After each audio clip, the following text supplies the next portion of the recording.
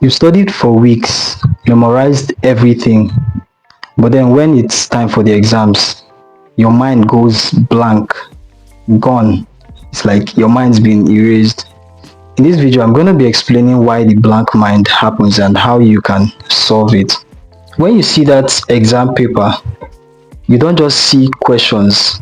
Your brain senses threats. The brain's alarm bell fires up and floods your body with cortisol. And that's great if you're running from danger, but in this case, you're actually trying to remember an equation. After this surge, the hippocampus, which is the memory vault, gets suppressed. Knowledge is still inside, but the lock has been slammed shut. Here's the cruel twist.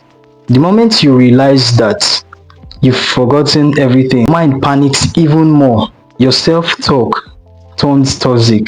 That's the little voice in your mind. You start hearing words like, I'm failing, I'm stupid. this is called cognitive interference. Your working memory, the mental space, gets clogged with fear. The harder you force yourself to recall, the brain's decision maker glitches under the pressure. That's why even the simplest answers vanish from. This is a video about unlocking the brain in situations like this. So let's start with the first step, reframing.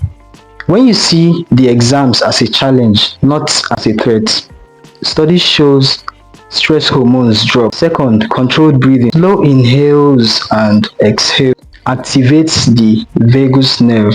And third, active recall under pressure and stress. Them more resistant when the real pressure hits.